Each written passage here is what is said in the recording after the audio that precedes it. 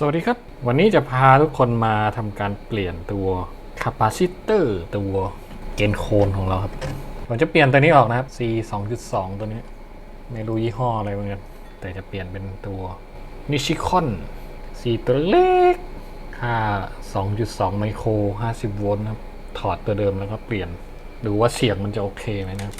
ตัวนี้ผมสั่งมาเพราะว่าผมจะลองต่อวงจรชุดใหม่นะครับเป็นแอมตระกูลเกนโคนเหมือนกัน LM 1875นะตอนนี้กำลัง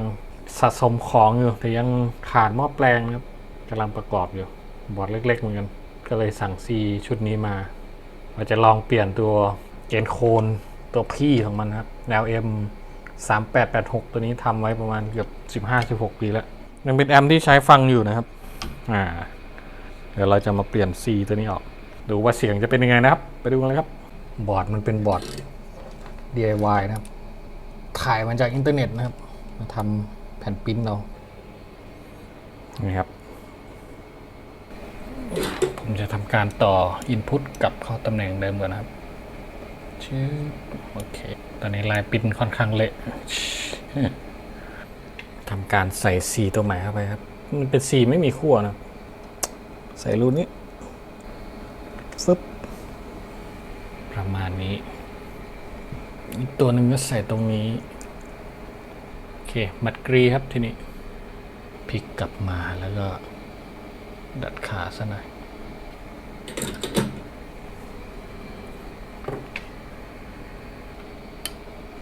ตัดขามันออกครับ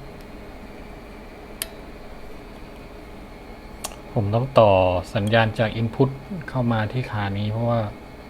ผมตัดลายวงจรทิ้งไปนะครับใช้ขา C นี่แหละ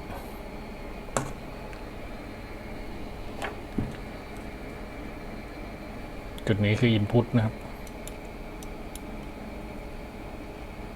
ที่เราต่อสายเมื่อกี้ตัวนี้คือลายวงจรที่มันขาดจุดนี้ก็จะต่อเหมือนกันนะครับ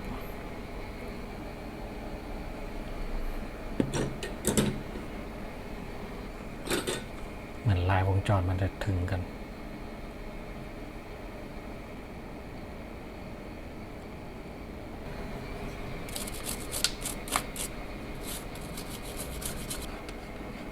ลองวัดดูว่ามันถึงกันไหมได้ละ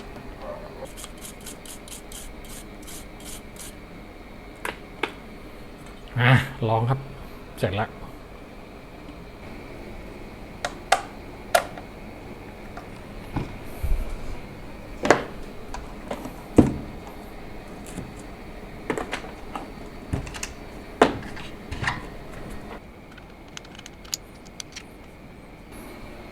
ลองครับ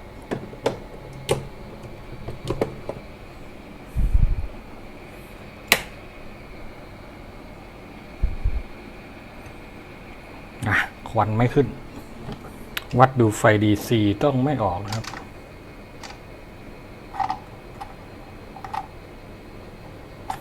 แล้วก็หมุนมาย่าน AC 10ครับแล้วก็แตะที่ Input ดูเข็มมันก็จะขึ้นประมาณนี้โอเคใช้ได้ไปลองกับเครื่องเสียงลองกับลำโพงครับเวลาเทสผมก็จะเทสผ่านปลั๊กโหลดนะประกอบครับประกอบจะไปลองกันนะครับหรือว่าเสียงมันจะดีขึ้นหรือเปล่าโอเคครับมาลองนะครับ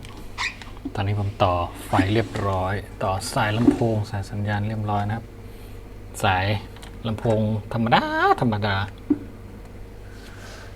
นะครับก็จะต่อกับมิกตัวนี้ Auto AMX 140 100 FX แล้วก็ตัวภาครับ บลูทูธตัวนี้นะครับของยูกรีนโอเคเปิดมิกเปิดภาครับโอเค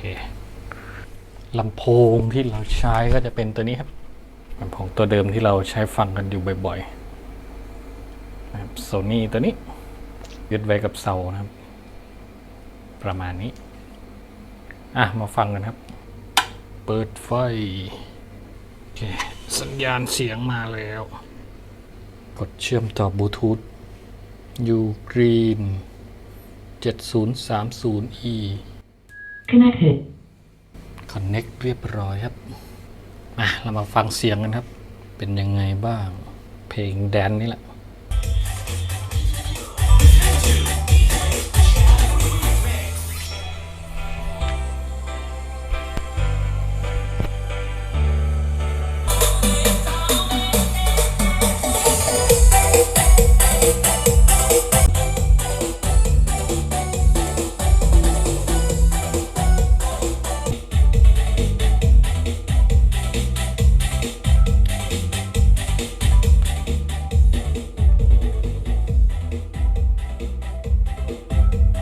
เสียงกลางครับ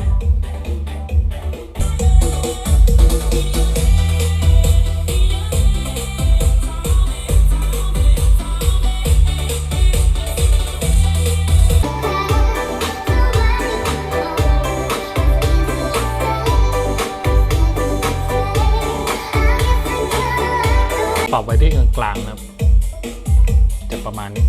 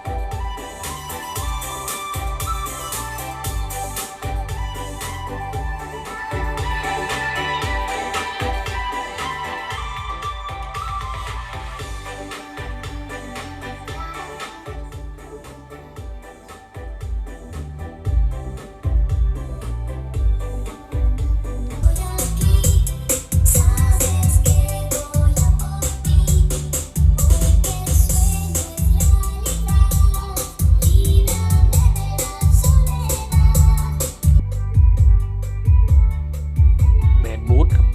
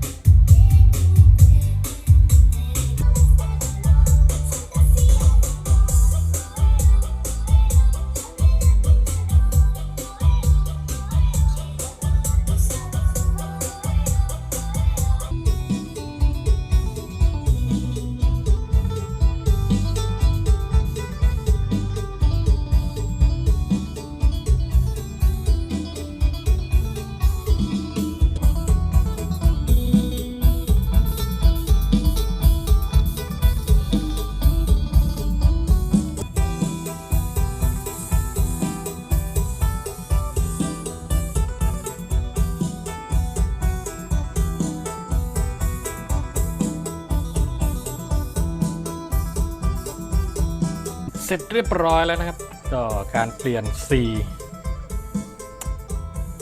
แยกไม่ออกเท่าไหร่นะ หายต้องลองดูไปนานๆนะ ค่ามันเท่าเดิมแต่ว่าเปลี่ยนยี่ห้อเฉยๆนะครับ เป็น Nichicon Muse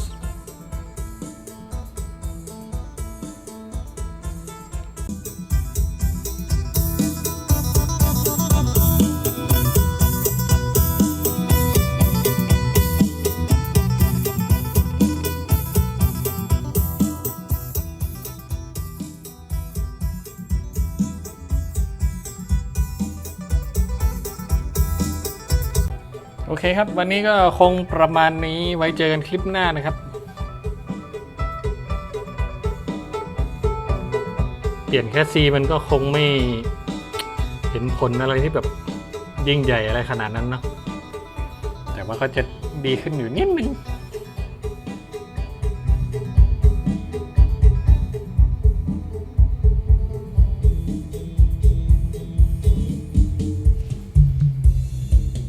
ประมาณนี้ครับเจอกันคลิปหน้าครับขอบคุณครับพวกเสียงเบสเสียงอะไรก็ไม่แน่ใจว่ามันดีขึ้นหรือเปล่านะแต่ผมคิดว่ามันดีขึ้นอยู่นะ คิดไปเองหรือเปล่าไม่รู้นะโอเค